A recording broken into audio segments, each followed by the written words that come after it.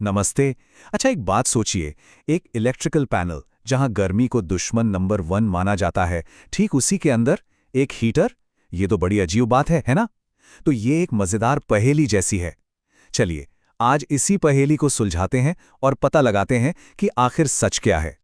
तो देखिए, ये है एक ट्रांसफॉर्मर कंट्रोल पैनल के अंदर का नज़ारा। मतलब तारों, मीटर्स और नाजुक रेले का एक पूरा का पूरा जाल बिछा हुआ है। और हाँ, ये कोई मामूली डिब्बा नहीं है। ये एक बहुत ही सेंसिटिव, बहुत ही नाजुक माहौल है जहां हर छोटे से छोटे पुर्जे का ठीक से काम करना भाई बेहद जरूरी है। तो सवाल फिर घूम फिर के वहीं आ जाता है, आखिर इतनी जरूरी और नाजुक जगह पर एक हीटर क्यों लगाया गया है?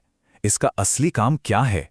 मजे की बात तो यह है कि ये सवाल अक्सर बड़े बड़े अनुभवी टेक्नीशियंस को भी एक पल के लिए सोचने पर मजबूर कर देता है। अब देखिए, इस सवाल का जवाब सीधा साधा नहीं है। और जवाब जानने से पहले ना एक बहुत बड़ी गलतफहमी को दूर करना जरूरी है, क्योंकि इसका जो असली कारण है वो ज्यादातर लोग जो सोचते हैं वो बिल्कुल भी नहीं है। तो ज्यादातर लोग क्या सोचते हैं कि भाई ये हीटर लगाया है ताकि अंदर के कंपोनेंट्स गर्म रहें और अच्छे से काम करें। सिंपल। पर असलियत इससे एकदम अलग है। हीटर का असली काम गर्मी देना है ही नहीं। उसका काम है नमी यानी कंडेंसेशन से लड़ना। तो इसका मतलब ये हुआ कि इस पूरी कहानी का असली विलेन गर्मी नहीं बल्कि नमी है, मॉइस्चर। ये एक ऐसा अदृश्य दुश्मन है जो इलेक्ट्रिकल सिस्टम के लिए सबसे बड़े खतरों में से एक है। अब सवाल यह है कि पानी की बस कुछ बूंदें वो इतनी खतरनाक कैसे हो सकती हैं? चलिए इसी को समझते हैं। देखिए, ये होता कैसे है इसको समझना बहुत आसान है। जब बाहर की गर्म और नमी वाली हवा किसी ठंडे पैनल के अंदर घुसती है तो वो अंदर की ठंडी सतहों से टकराती है और बस वहीं पानी की बूंदों में बदल जाती है। बिल्कुल वैसे ही जैसे हम फ्रिज से कोई ठंडी बोतल बाहर निकालते हैं और उसके ऊपर पानी की बूंदें जम जाती हैं। सेम वही चीज है। और इसके पीछे जो साइंस काम करता है उसे कहते हैं ड्यू पॉइंट। अब ये ड्यू पॉइंट क्या है? ये बस वो टेम्परेचर है जिस पर हवा कहती है बस अब मैं और नमी नहीं संभाल सकती, और हवा में मौजूद भाप पानी बनने लगती है। तो अगर पैनल के अंदर का तापमान इस ड्यू पॉइंट से नीचे चला गया तो समझ लीजिए पानी का जमना तो पक्का है। और ये मत समझिएगा कि ये नमी कोई छोटी मोटी बात है। अरे नहीं, इसके नतीजे बहुत बहुत ही खतरनाक हो सकते हैं। शॉर्ट सर्किट हो सकता है, हाई वोल्टेज आर्किंग या फ्लैशओवर हो सकता है, टर्मिनल्स में जंग लग सकता है, और बात यहां तक पहुंच सकती है कि पूरा का पूरा पैनल ही फेल हो जाए। मतलब एक बहुत ही सीरियस खतरा। लेकिन जैसा कि हर कहानी में होता है, जहां एक विलन है वहां एक हीरो भी होता है, और हमारे इस केस में हीरो है वो छोटा सा स्पेस हीटर। ये इस पूरे इलेक्ट्रिकल सिस्टम का एक साइलेंट गार्डियन है, एक रक्षक। तो चलिए देखते हैं कि ये अपना काम आखिर करता कैसे है। इसका काम करने का तरीका ना बहुत ही स्मार्ट और सिंपल है। हीटर बस एक चीज पक्की करता है कि पैनल के अंदर का टेम्परेचर हमेशा उस ड्यू पॉइंट से ऊपर रहे। बस इससे होता यह है कि हवा गर्म रहती है, अपनी नमी को पकड़े रखती है और उसे पानी की बूंदों में बदलने का मौका ही नहीं मिलता। तो इसके काम को हम 4 आसान स्टेप्स में देख सकते हैं। नंबर 1, ये अंदर की हवा का टेम्परेचर बढ़ा देता है। नंबर 2, टेम्परेचर बढ़ने से हवा में नमी का लेवल मतलब रिलेटिव ह्यूमिडिटी कम हो जाती है। नंबर 3, कॉन्डेंसेशन यानी पानी की बूंदों का बनना रुक जाता है। और नंबर 4, अंदर के सारे कंपोनेंट्स को काम करने के लिए एक सेफ और सूखा माहौल मिल जाता है।